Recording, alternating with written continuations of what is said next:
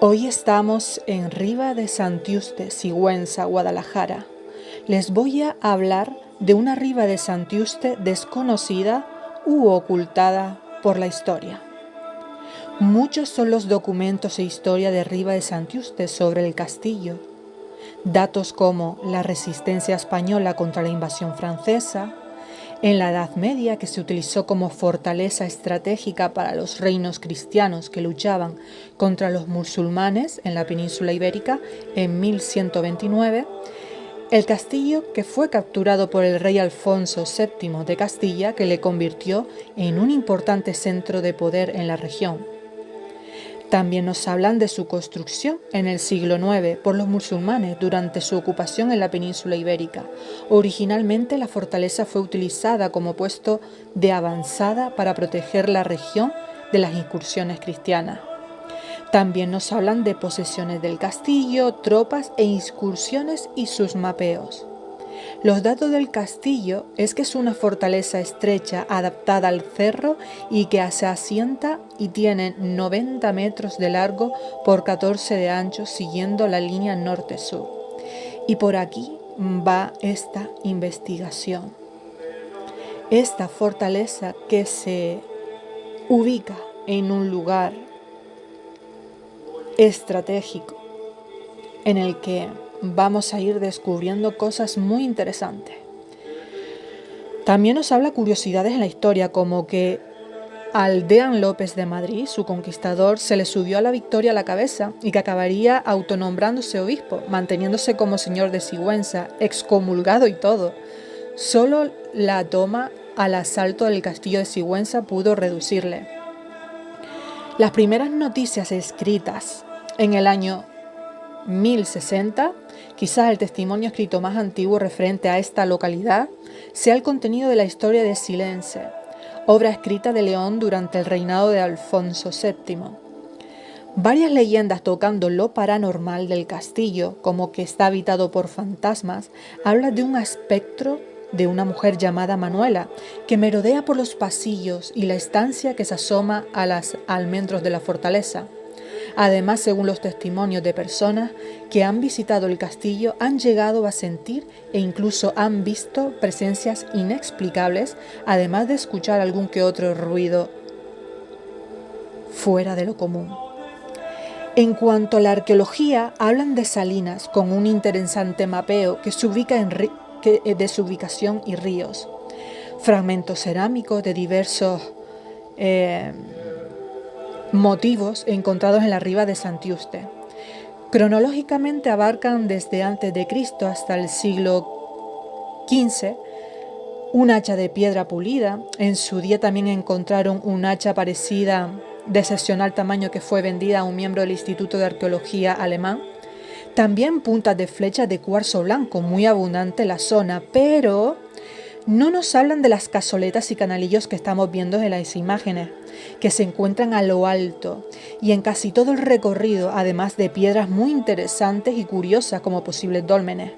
En mi paso por este lugar tuve una gratificante sorpresa al verlas y aquí entra mi investigación. Está claro que tanto la Iglesia Católica como las fuerzas militares siempre construían en lugares estratégicos. Puestos a estudiar el terreno y la historia mucho más antigua de la que nos cuentan sobre el terreno, las cazoletas y canalillos, se encuentra en una ubicación estratégica, ya que tiene una amplia perspectiva de la montaña de menor altitud colindantes y de los terrenos, por lo que éstas se sitúan en la montaña más alta, donde construyeron el castillo. ¿Quiénes habitaron y posiblemente realizaron las cazoletas en esta área antes de toda la historia que nos cuentan? Posiblemente los arébacos, que así se denominaron por ser descendientes de los celtíberos, que es un mestizaje entre los íberos y los celtas. Los arébacos fue pueblo de la antigua Celtiberia, que según muchos historiadores provenía de los bellobacos de Galiam, con todos sus parientes, es decir, que tenía un tronco común con los bacceos, velos y titos, que también vinieron de Celtiberia, en la segunda oleada que se produjo razas o pueblos indoeuropeos procedentes de Centro Europa sobre el siglo VI a.C. Estaban situados entre el Valle del Duero y el sistema ibérico, limitando al oeste los bacceos, que eran congéneres, pero también eran sus enemigos. Al norte limitaban con los pelendones, también de estirpe celta o indoeuropea.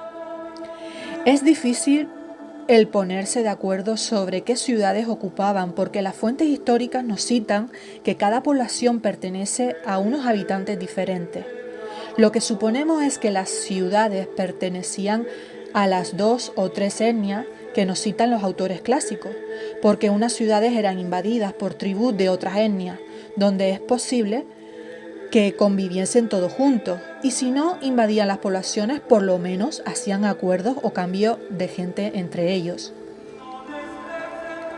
De los pueblos que están divididos, los celtíberos, el más poderoso es el de los arevacos, que habitaban la región oriental y meridional, y son limítrofes de los carpetanos y vecinos de las fuentes del Tajo.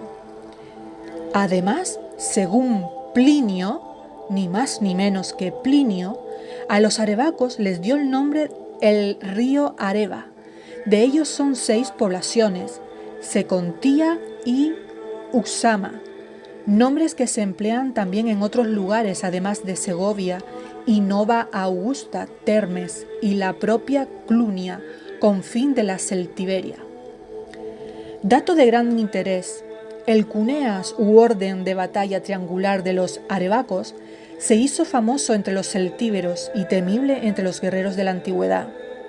Además, las mujeres se empleaban también en ejércitos varoniles y ayudaban a los hombres en la guerra, como toda celta. Se veían obligados para pelear a dejar guardados los cereales en silos o graneros subterráneos. Esto de los silos también me hace recordar al Atlas en África, a las Islas Canarias, en la que se pueden ver muchísimos yacimientos, donde se conservaban también los granos durante largo tiempo.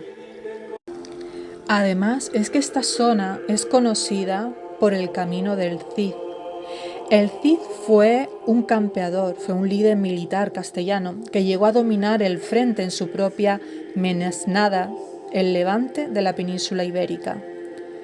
En su recorrido podemos ver en la Edad Media, que fue desde Burgos, Soria, Guadalajara, en la que incluye este castillo, Zaragoza, Teruel, Castellón, Valencia y Alicante.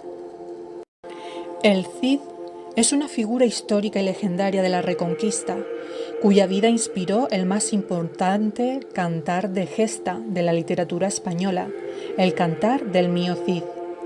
Ha pasado a la posterioridad como el campeador, experto en batallas campales, o el Cid, del árabe dialectal Cide, señor.